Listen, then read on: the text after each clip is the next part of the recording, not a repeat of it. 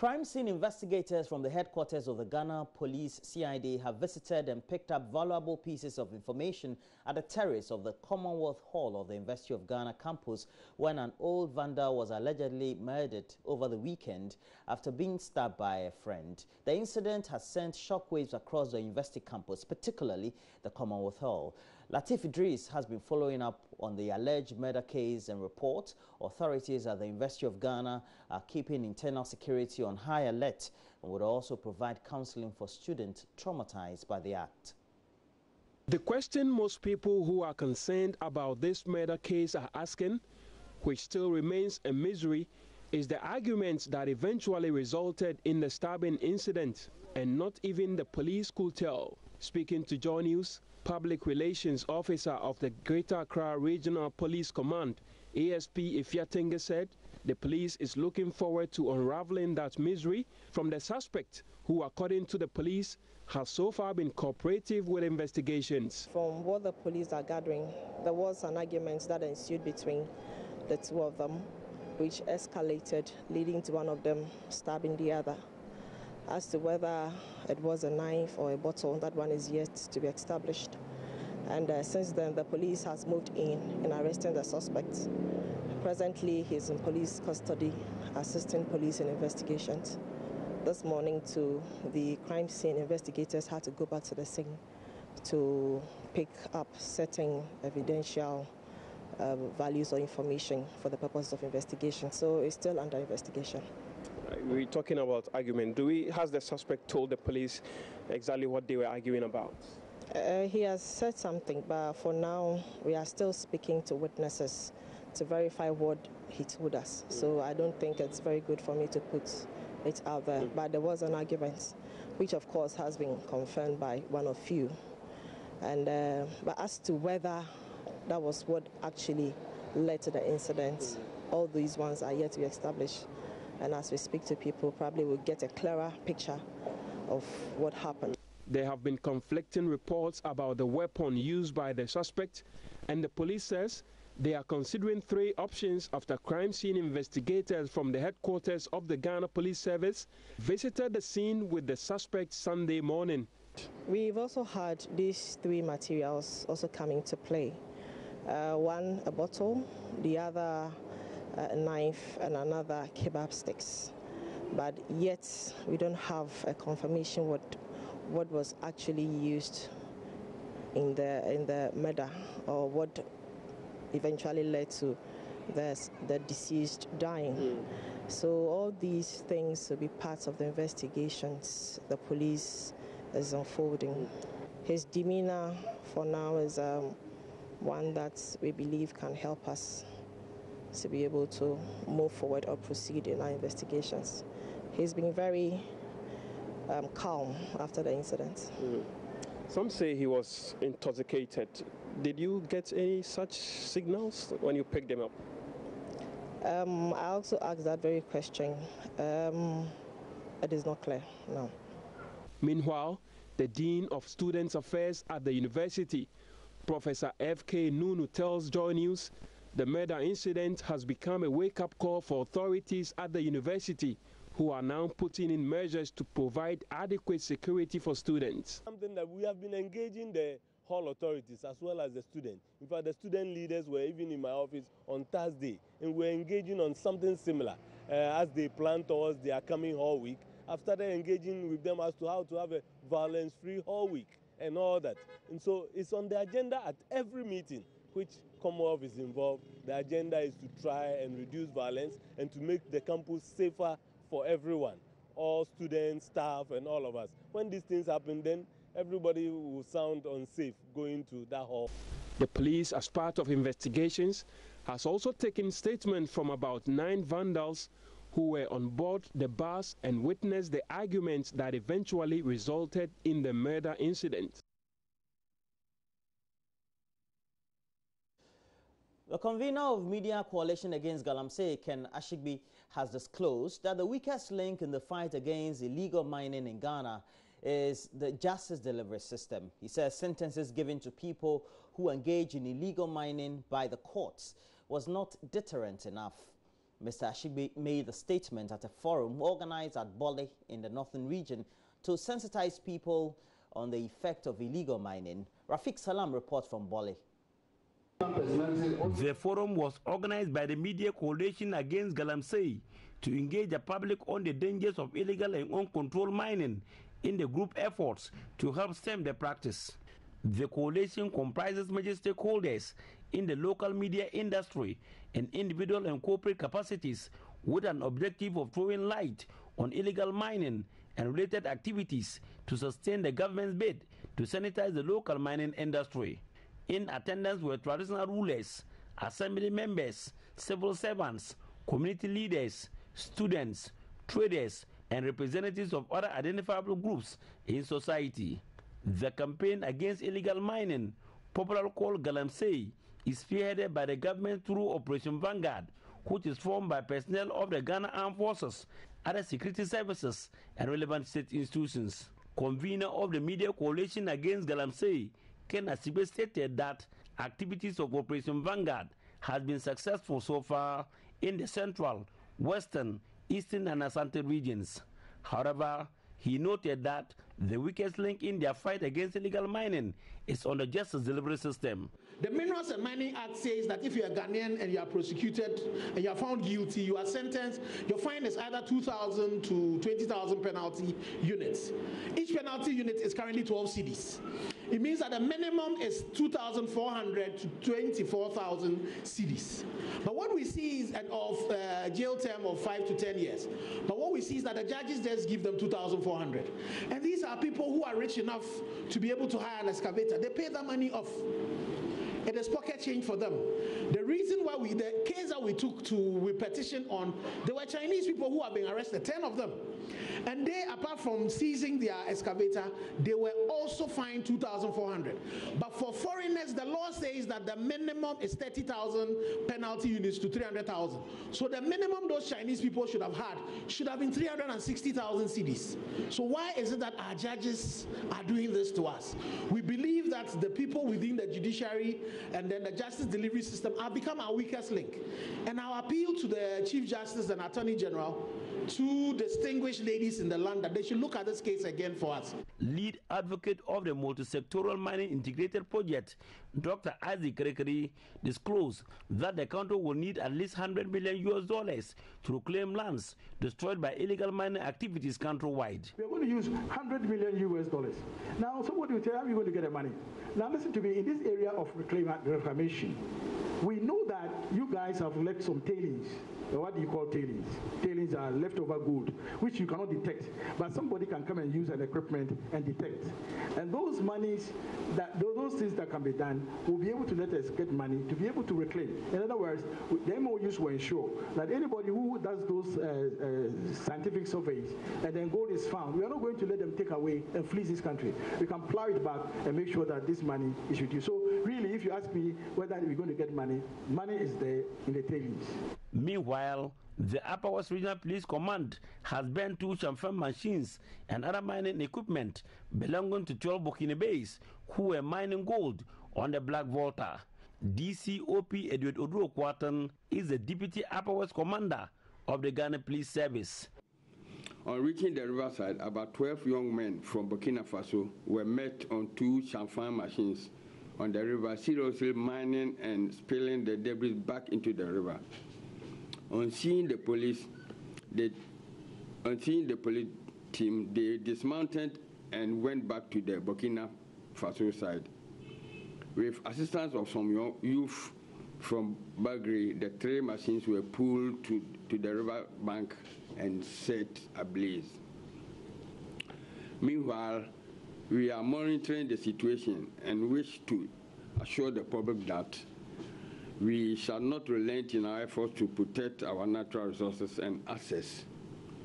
We are in contact with NADMO to provide us with speedboats to patrol the river to make sure that they do not extend their illegal activities to the other parts of the region. Reporting for JoyNews, Rafiq Salam, Bole. The face of healthcare delivery in Ghana is set to change if proposals by the newly launched Healthcare Federation of Ghana are anything to go by. The federation, comprising private healthcare delivery experts, clinicians, doctors, surgeons and the like, say it is poised to use the bargaining chip to partner government in delivering what they describe as quality and optimal healthcare to the Ghanaian individual.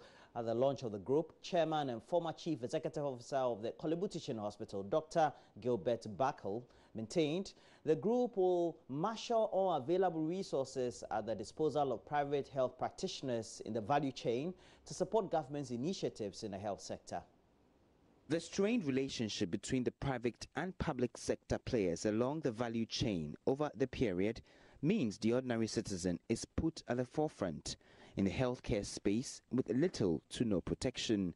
These manifest in the lack of access to finance and no consultation between private and public sector players, among others, and these serve a huge challenge which experts are looking to address. Finance has been a major challenge.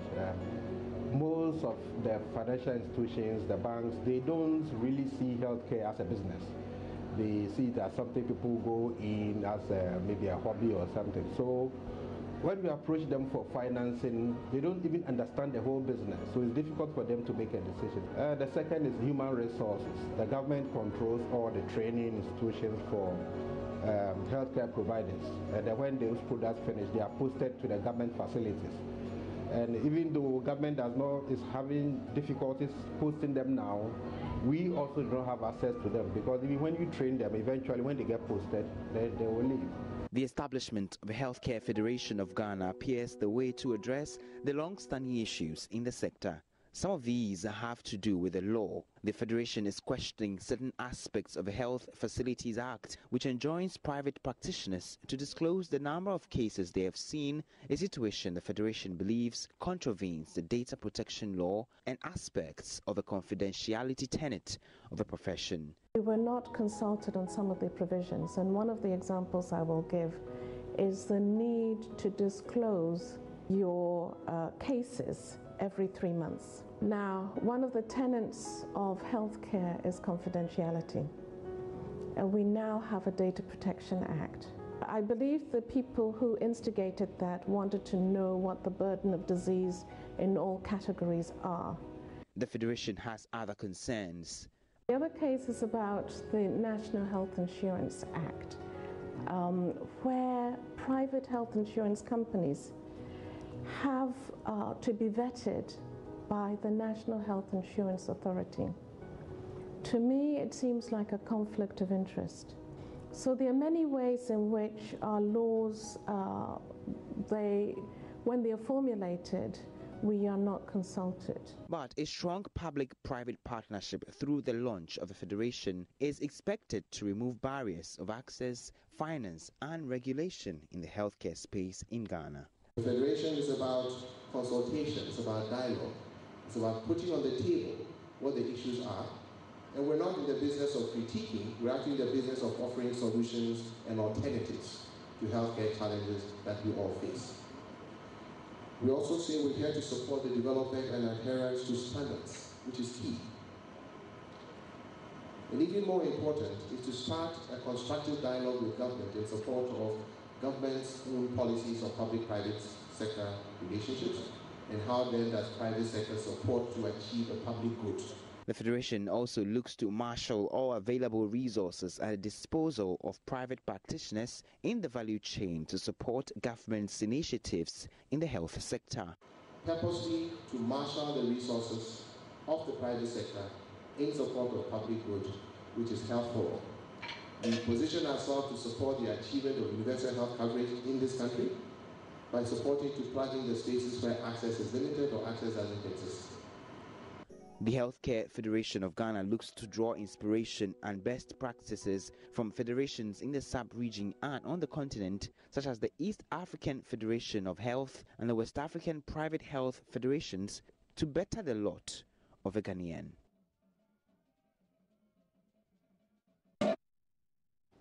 The United Nations Food and Agricultural Organization is seeking to bridge the gap between small-scale players in the root and tuber sector in Africa.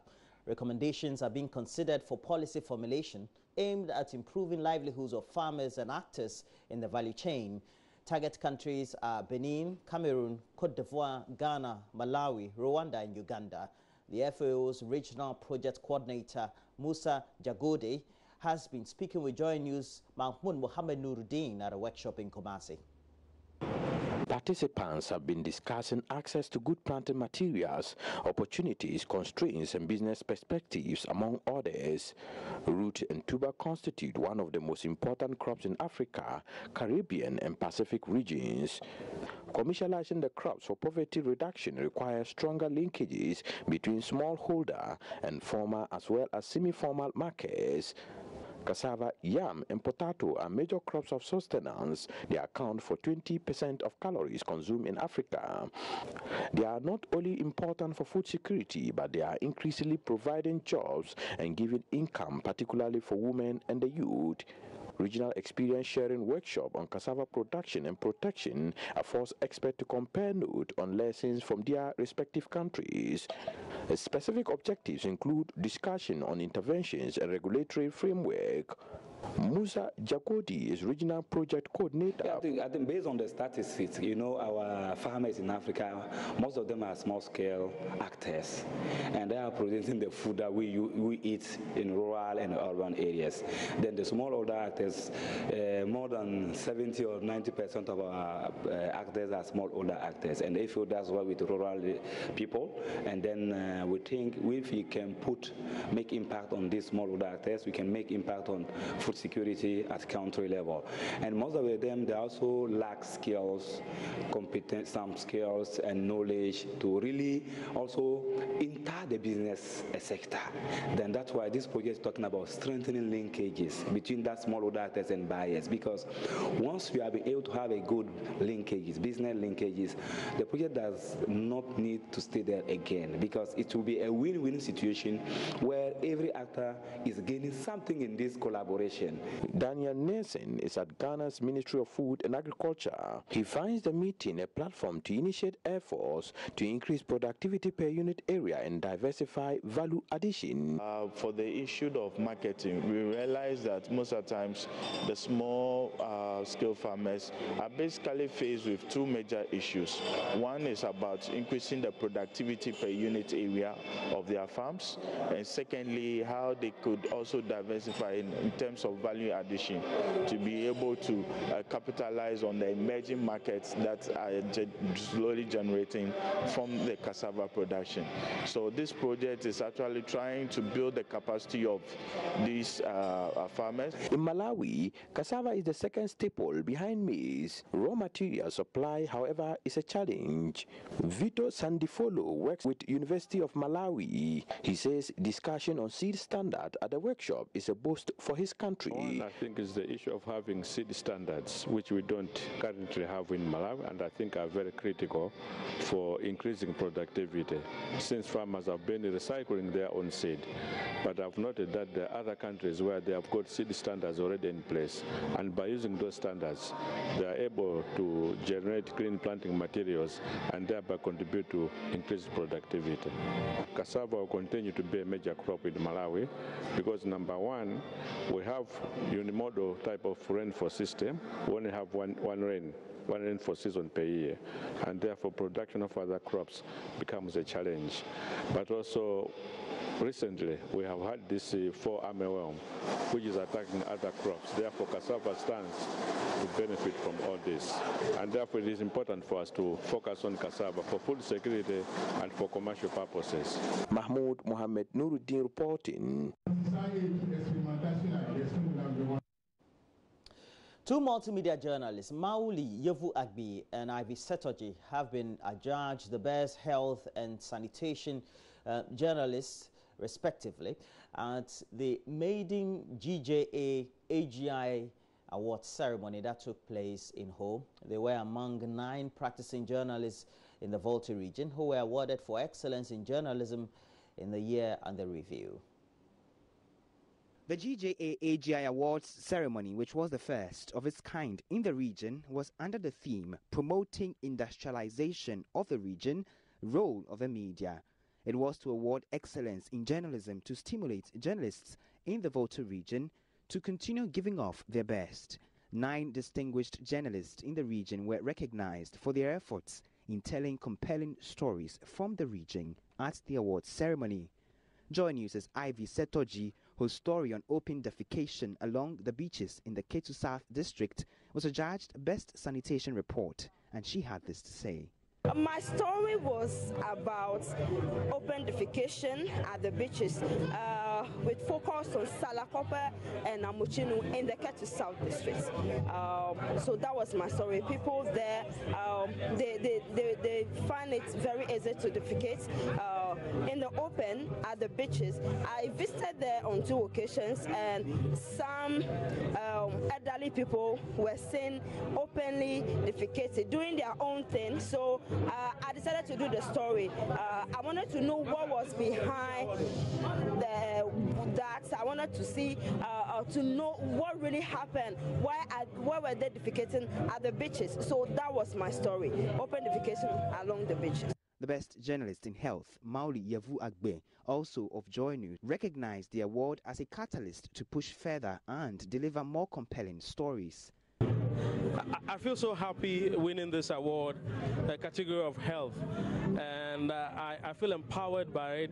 I'm humbled, and it's going to push me further to push further and further for higher pedestals in this profession, journalism. It's quite daunting, but you always get encouraged when you get recognized, your work gets recognized this way, and I'm so happy. I hope that I will be able to do better next time, and it's a standard I'm setting for myself. Obviously, I'll have to keep up to it, and that will also mean that more laurels and more awards in the future. N. Atipo and Gilbert Atipo of TV Africa took home 2 awards: Best Reports for Education and Tourism. Best Disaster Management Report went to Sumaya Saeed of the Ghana News Agency, while Lumo Shalom had Best Court and Crime Report. GBC Volta stars Tilda Akolo had her article on development of female soccer in the Volta region adjudged the Best Sports Report. Fred Duho of Ho-based Global FM had the Best Agriculture Report, while King Norbert Akpabli of City FM was awarded the Best Business and Economic Journalist. Minister for Information Mustafa Hamid applauded the work of journalists in the country but lamented the phenomenon of media owners underpaying journalists for their services. Unfortunately, media people in Ghana are amongst the poorest paid people in Africa. Now, that is a matter that is of grave concern to me and perhaps to every other citizen who should be concerned about proper governance.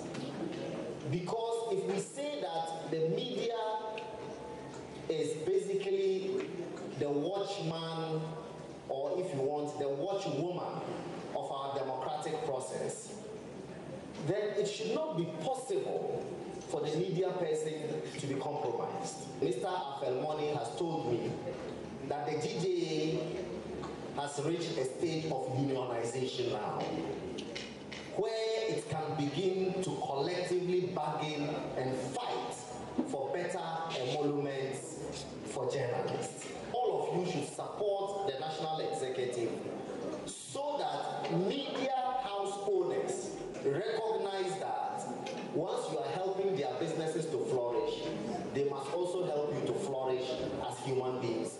A media fund for welfare of journalists in the Volta region was also launched, with the Information Ministry promising a seed money of 5,000 cedis. Some veteran journalists were also honored for their services over the last decades. Fred Kwame Asari, Joy News, Ho. And before we go, the President of the Federal Republic of Germany, Frank-Walter Steinmeier, will be arriving in Ghana today for a 3-day state visit. And Ghana's President Nana Addo Dankwa Akufo-Addo will receive the German President tomorrow. That's Tuesday, December 12th. Well, President Steinmeier's visit will focus on the youth in Ghana, scientific and academic cooperation and migration, vocational training, as well as investment and business promotion. Well, thanks for joining us for the latest news update.